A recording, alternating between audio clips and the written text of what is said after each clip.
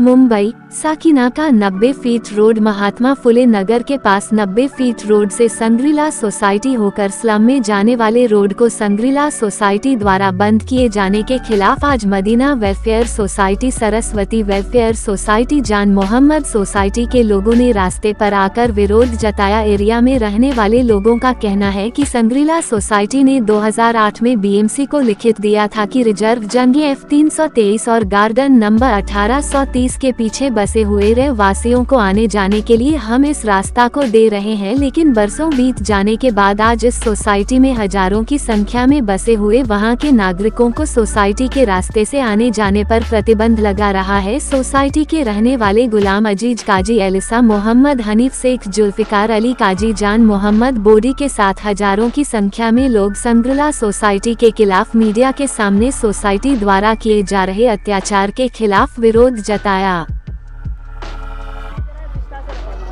मैं एक समाज सेवक हूँ, मेरा नाम जुल्फिकार काजी है। मैं यहाँ 40 वर्षों से रहता हूँ और हमारा मुद्दा ये है कि आज 40 वर्षों से हमको सिर्फ आश्वासन दिया जा रहा है कि यहाँ पे रोड है, रोड निकलेगा, पब्लिक को जाने आने के लिए सुविधा होगी, यहाँ पे एक गार्डन है, ऐसी सारी सुविधाओं के साथ में हम आज 40 सालों से बस यही सुनते आए हैं कि यहाँ से रोड निकलेगा और यहाँ गार्डन बनेगा, यहाँ बच्चे लोगों को फैसिलिटीज मिलेगी। लेकिन मुद्दे में ये साबित हो रहा है कि यहाँ पे कोई भी देने के लिए तैयार नहीं है।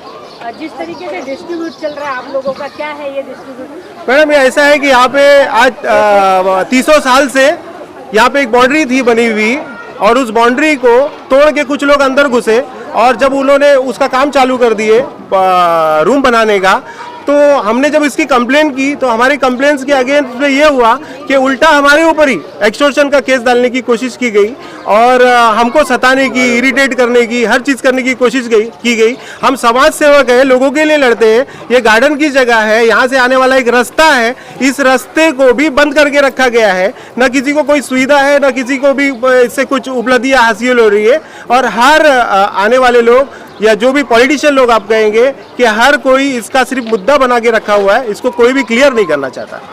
जिस तरीके से यहाँ पे जो लोग दिखाई दे रहे हैं, यहाँ पर कितने लोग रहते हैं और कितने सालों से यहाँ पर बसे हुए हैं? यहाँ पे मैडम ऐसा है कि 50,000 लोग रहते हैं। सबसे मेन मुद्दा तो यहाँ पे कि यहाँ पे 10 स्कूल है, गुलशन इस्लाम, अंजुमन इस्लाम, त्रेजा school, saint Anthony, Eden garden, saint Jude school, ऐसे कई स्कूलों के रास्ते जो है इसी रास्ते से जुड़ के जाते हैं और सारे बच्चे जो है वो सुबह में यहीं से निकलते हैं और यहाँ से देखिए आपको खुद ही पता चल जाएगा कि जाने आने का रास्ता किस तरीके से बना कर रखा हुआ है। वहाँ पे आप देखोगे तो 2 फीट की हाइट पे से बच्चे कूद के नीचे आ रहे हैं और इनके पास पे कुछ भी नहीं सुविधा है। बारिश में यहाँ पे इतना पानी जमा हो जाता है, इतना पानी जमा हो जाता है कि बच्चे आधे कमर तक डूब के उस पानी में से यहाँ पे आ रहे हैं। आपने जिस तरीके से बताया कि यहाँ पे रास्ता जो है वो बंद कर दिया, किसने ये रास्ता बंद किया और आपने इसका कंप्लेंट कहाँ तक किया? मैडम इसका कंप्लेंट तो ऐसा हो गया कि ये जब हम यहाँ आए थे रहने के लिए तो यहाँ से 2 रास्ते खुलते थे, एक तो सांग्रीला कोऑपरेटिव से खुलता था और एक सामने से आता था। अब इन्होंने बीचों बीच में एक दीवार डाल दी और उस अपने तरफ की जो दीवार थी उसका गेट भी बंद कर दिया। सबसे अहम मुद्दा मैडम ये है कि इस रास्ते को जो बंद करके रखा हुआ है, अगर कोई एम्बुलेंस आ जावे और अगर कोई डेड बॉडी लेके आके खड़ा हो जावे तो 2 घंटा उसको वहीं पे खड़ा रहना पड़ता है जब तक ये गेट की चाबी नहीं खोलेंगे तब तक नहीं। और इसके एवज में अगर कोई रेती लाने वाला, सीमेंट लाने वाला या दूसरी कुछ चीजें लाने वाला 5 मिनट में गेट खोल के अंदर आ जाता है। इसके अलावा ये गार्डन है आपने बताया है, तो ये टीपी प्लान में गार्डन है? जी, ये 323 F में वो रिजर्व प्लॉट है और इसको पब्लिक की सेवा के लिए रखा गया है। और जो रोड की बात आप कर रहे हो, क्या वो भी टीपी प्लान? जी, अभी गवर्नमेंट के हिसाब से अगर देखा जाए तो एक पेपर बना हुआ है यहाँ पे जिसमें बीएमसी को दिया गया है और 2008 में ये पेपर दिया गया है और इसके ऊपर कई मुद्दे बार हुए। आमदार भी इसमें आके इंटरफेयर करके मतलब इसके अंदर कोशिश करके गए कि इस चीज़ों का समझौता हो, लेकिन आज तक इसका कोई समझौता नहीं हुआ। बीएमसी ने आपने कंप्लेंट किया है, वहाँ से क्या? बीएमसी ने अभी तक हमने जो रास्ते के बारे में तो कंप्लेंट्स कम की है, लेकिन गार्डन के बारे में जो लोग इसके ऊपर कब्जे पे कब्जा करके रूम बनाते जा रहे हैं, इसके ऊपर हमने कम से कम, ये देखिए आपके सामने मौजूद है, ये सारी कंप्लेनें हैं बीएमसी के किसी भी डिपार्टमेंट को, पुलिस चौकी को, सीनियर को और हर आला अधिकारी को हमने इसकी कंप्लेंट दे चुके हैं कि इस जगह पे रिजर्व प्लॉट है, 323 F है और ये पब्लिक की सेवा में इस्तेमाल होना चाहिए, जहाँ स्कूल बनना चाहिए, म्यूनसिपैलिटी हॉस्पिटल बनना चाहिए और पब्लिक की सेवा में काम आना चाहिए। तो आप लोगों का मेन मुद्दा क्या है और क्या मांग रखना हमारे दो मुद्दे हैं कि एक तो हमको रास्ता बिल्कुल भी नहीं है। आज अगर किसी के अंदर कोई इमरजेंसी केस हो जाती तो उसके लिए रास्ता नहीं है, एम्बुलेंस आने के लिए कोई ठिकाना नहीं है, लोगों की चलने की सुविधा नहीं है, स्कूल से जो बच्चे जाते आते उनके पास कोई दो राह नहीं है। वो वहाँ से आप जाके देखेंगे तो 2 फीट नीचे उतर के बच्चों को ऐसा खुद ही पार के नीचे आना पड़ता है और बारिश में पूरा पानी भर जाता है और कमर तक लोग भीगते हुए इसके अंदर से यहाँ पे आते हैं। सर आपसे जानना चाहते हैं क्या मांग रखना चाहते हैं गवर्नमेंट से या बीएमसी के ऊपर? सर मैं अब्दुल अव्वल चौधरी और मुन्ना भाई, यहाँ पे कुछ लोग झोपड़ा भी बनाए हमारे घर के पीछे, उसके लिए हमने आवाज़ भी उठाया, कंप्लेन भी किया, हमको 4-6 लोग मिलके मारे भी, हमारे ऊपर केस बनाए, हम 2 दिन जेल में भी थे, उस पर भी कोई कार्रवाई नहीं हुआ, ना बीएमसी की ना पुलिस भी की, सब पेपर भी हमारे पास है। तो ये सारी चीजें कौन कर रहा है आप लोगों के? इसी मुद्दे पे मैं भी एक बात बोलना चाहूँगा कि जगह है, हम चाहते हैं कि उसको गार्डन बना के दिया जाए। आज बीमार हो जाओ घर में 10 बाई 10 के रूम में रहते, डॉक्टर बोलता है वॉकिंग करो, वर्जिश करो, तो कहाँ हम जाएंगे? रोड पे चलेंगे, गाड़ी चलती है। जब ये हमारे लिए जगह, सबके लिए जगह छोड़ा गया है, उस जगह को लोग कब्जा कर रहे हैं, जब मैं बना रहे हैं, ईटा मट्टी लाके उसमें जमा कर दे रहे हैं। मैं इस मुद्दे पे ये बात बताना चाहता हूँ कि जब मैं गार्डन के लिए जब लड़ने की शुरुआत किया तो मुझे ही उल्टी धमकियां मिलने लगी जान से मारने की। मैं जब जाके वहाँ पे कंप्लेंट करने जाता हूँ तो उल्टा पुलिस स्टेशन से मुझे धमकाया जाता है कि आओ आपके ऊपर हम खंडनी केस कैसे बैठाते आप देखो। तो कौन करता है ये सारी चीजें? ये साकिना का पुलिस स्टेशन से मुझे फोन आया था और उन्होंने मुझे बोला था कि आपके ऊपर खंडनी केस है, जबकि मैंने आरटीआई मार के निकाला कि मेरे अंदर कोई भी खंडनी केस किसी ने वो किया नहीं है। मैडम एक बात बोलना भूल गए, मेरा एक निवेदन है कि हमारे माननीय आमदार साहब कम से कम इसके अंदर अब तो इंटरफेयर कर दे। पहले भी उन्होंने कुछ आश्वासन दिया हुआ था कि अगर मतलब उनको थोड़ा सा उनके फेवर में अगर गवर्नमेंट आती तो कुछ ना कुछ पब्लिक की सुविधा के लिए कुछ ना कुछ करेंगे। तो मेरा बहुत बहुत बहुत उनसे नम्र विनंती है कि उन्होंने हमको एक छोटा सा यहाँ पे जो भी उनके हिस्से में गार्डन बैठता है वो बच्चों को खेलने के लिए गार्डन बना के दे और हमारे को रस्ते का थोड़ा सा बंदोबस्त करके दे। याच्यासाठी मी त्यांना खूप खूप खूप हे अभिनंदन देतो की ते येऊन स्वतः हे विषयामध्ये काळजी घ्यायची आणि त्यांना हे विषय काळजीपूर्वक घेऊन त्या आमदार साहेबांनी याची काहीतरी निष्कर्षपणा नाम बता क्या मुद्दा है? मेरा नाम आयशा है और मैं यहीं रहती हूँ, ये यहाँ पे पीछे। हम लोग यहाँ 50 साल से रहते हैं, हमारे अब्बा के अब्बा सब यहीं पैदा हुए, हम लोग यहीं रहते हैं। अभी बीच में मेरी फुप्पी की डेथ हो गई, उनको ब्रेस्ट कैंसर था। ये एम्बुलेंस हम लोग ने यहाँ से आने के लिए बोले, ये लोग 2 घंटे तक गेट बंद रखे और चाबी ढूंढ रहे थे गेट की। वो 2 घंटे तक एम्बुलेंस वहीं खड़ी थी और इन लोग का जब काम रहता है तो इन लोग की 5 मिनट में एम्बुलेंस आ जाती है अंदर। ये क्या तरीका है? वो तो बीएमसी की जगह है ना, गवर्नमेंट की जगह है, तो एम्बुलेंस जल्दी से आम रास्ता है, वहाँ से रास्ता जाना चाहिए, आना चाहिए। बाकायदा इनका पेपर है। सारी स्कूलें हैं यहाँ पे, बच्चे कैसे कैसे करके कितनी दूर से इधर आते हैं, अंजुमन में, गुलशन में, लोकमान्या में, कोई रास्ता ही नहीं है और आने का। यहाँ पे खूब पानी भर जाता है इधर पे बारिश में, कैसे बच्चे आएंगे स्कूल में, कैसे आएंगे जाएंगे? और दूसरी बात ये कि हम लोग की ये मतलब गवर्नमेंट से ये है कि भाई वो रास्ता खुला हो, हमको जाने आने को आसानी हो। इधर पे 50,000 घर रहते हैं, सब झोपड़पट्टी है। बिस्मिल्लाहिर्रहमानिर्रहीम। मेरा नाम गुलाम गोश्त अजीज़ काजी है और हम लोग सोशल वर्कर में काम किए।